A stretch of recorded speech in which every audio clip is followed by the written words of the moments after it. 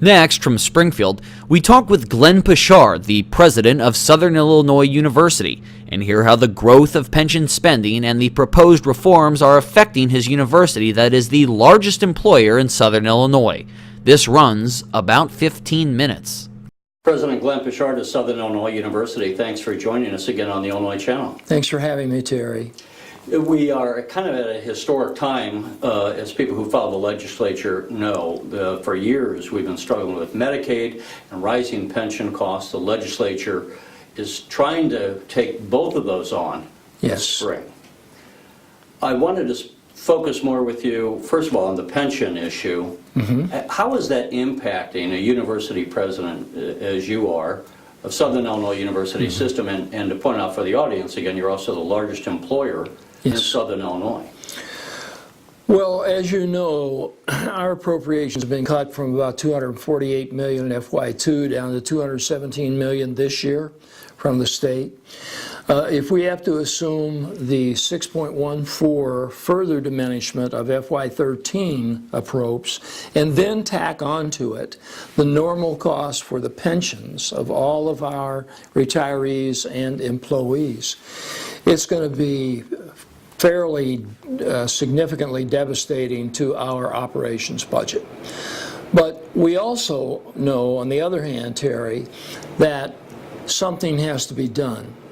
$83 billion in arrears and the unfunded liability of the system is not acceptable, and it endangers the system for not only present retirees but future retirees.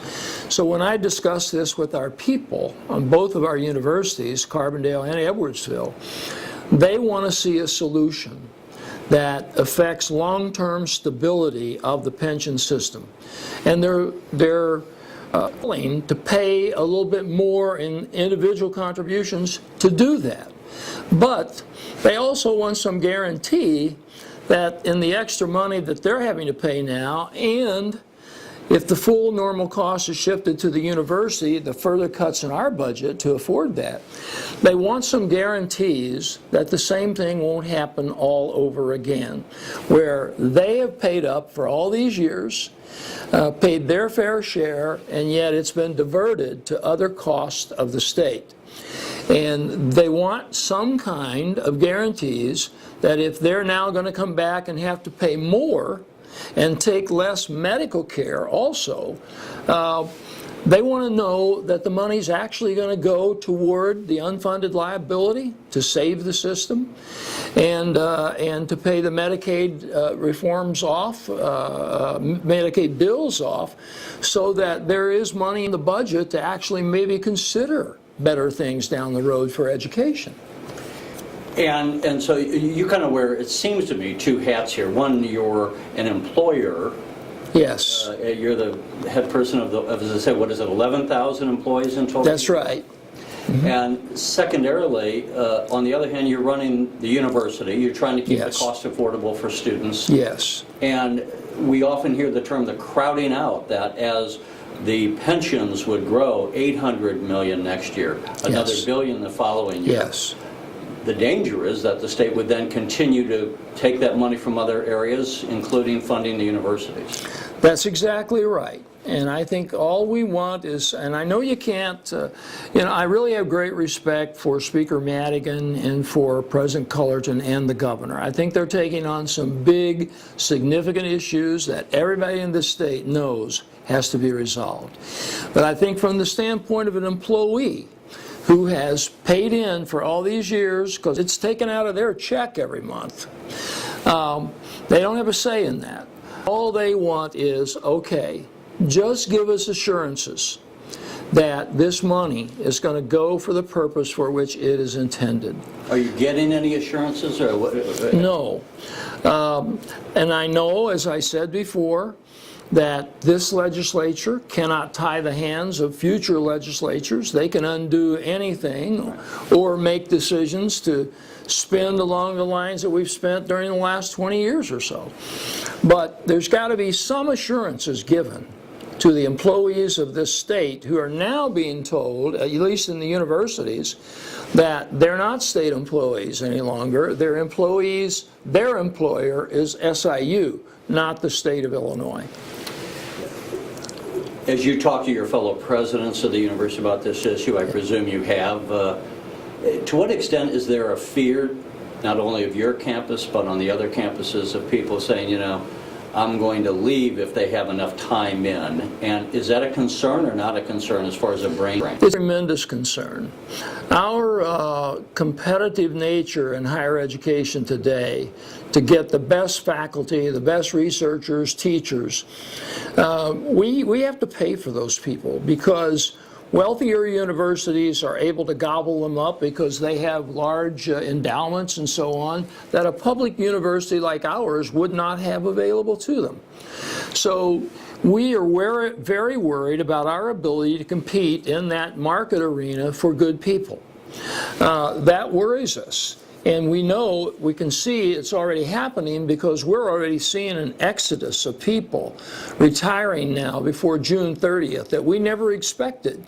But these circumstances are hastening their decisions to go ahead and retire. And just quickly, I know time's short, but we talked in the past where you're trying to attract someone, and the fact of the matter is they may have, and of course you also run Southern Illinois University healthcare system and yes. teaching college, correct? That's right. So you may get someone in who is a doctor, I'm making this up, but maybe they're doing research on tobacco use, yes. and they may have a grant that's worth some millions of dollars. That's right. So for lack of some kind of guarantee for just that one person, yes. it could mean millions of dollars in research, and however that would flow through the university system, that isn't available. That's exactly right, Terry, because these highly qualified people who write for the federal grants and even the state grants, you know, they take those grants with them when they go.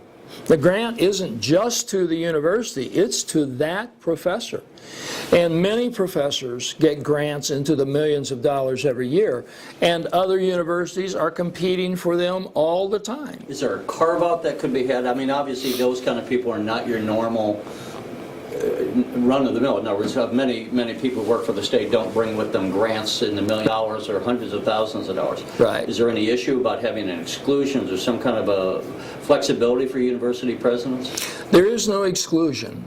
And we've gone down this road quite a bit in the last few years because University of Illinois and Southern Illinois University have the only two public medical schools in the state. It cost us $60,000 or $70,000 a year to educate a medical student, okay? But we get paid the same for that student as we do for a freshman majoring in geography. So the state has never been willing to differentiate in what it takes to educate one as opposed to the other.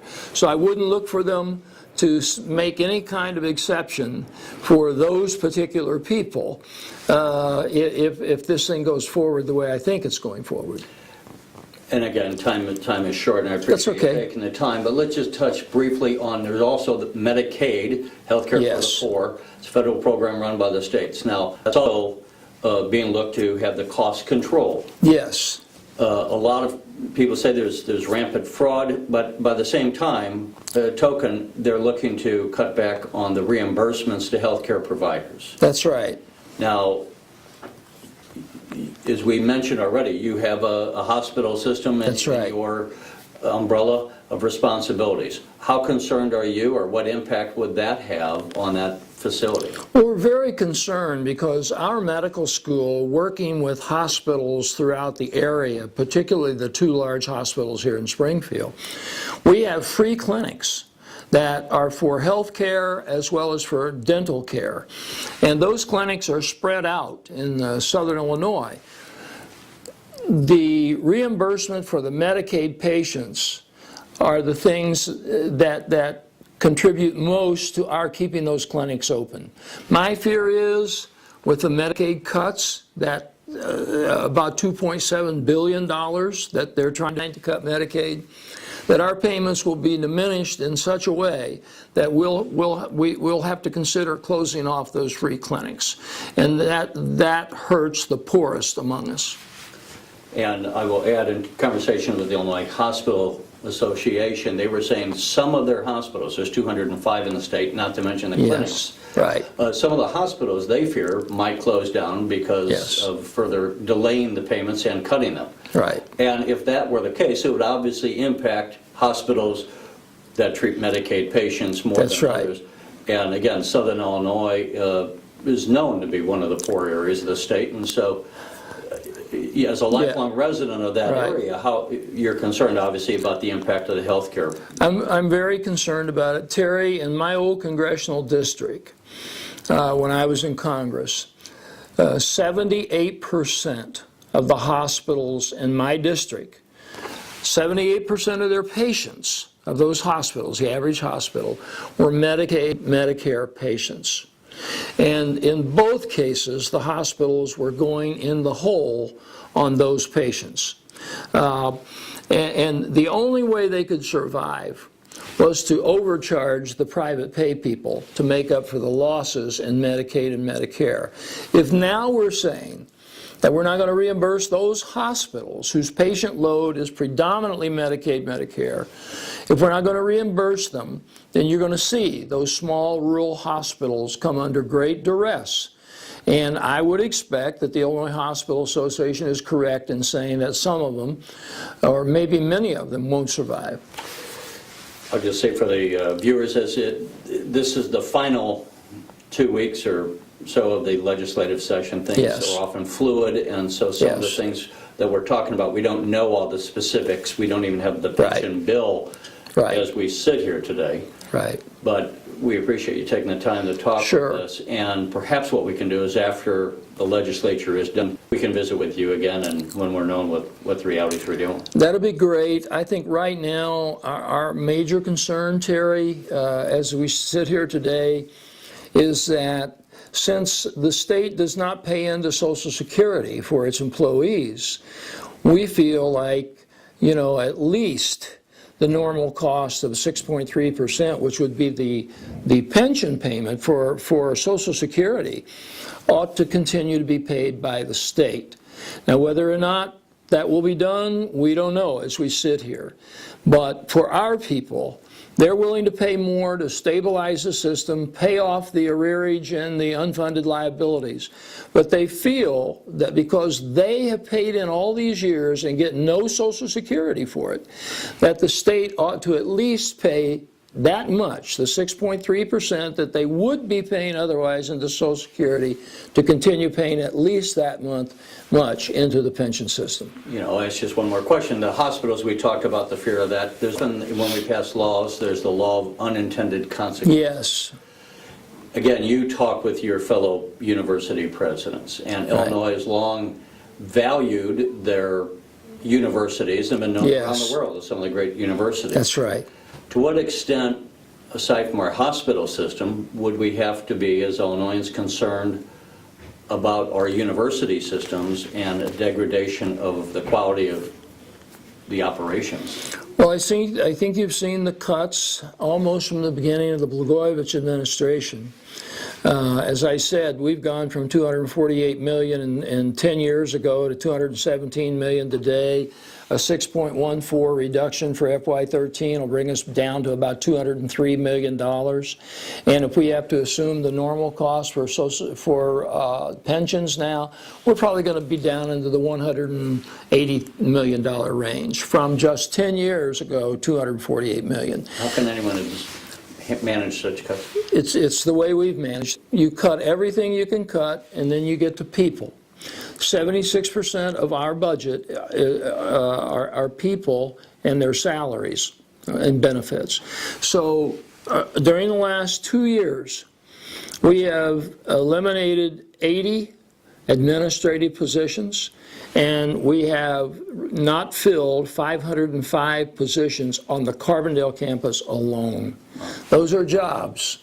And it's the savings from those things are the only thing that is big enough to help us keep our head above water.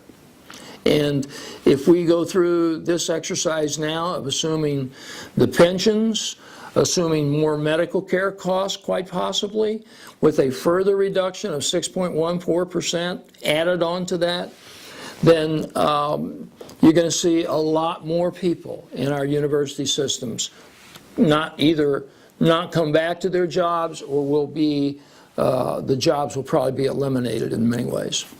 So that's the unintended consequence. We appreciate you taking the time to talk to us on a Thank you, busy day when Terry. you're meeting with the governor and legislators. And it's too big of an issue to nail down entirely. Yes, sir. Obviously, whenever you, but we would love to follow up with you as we go through the year. And Okay.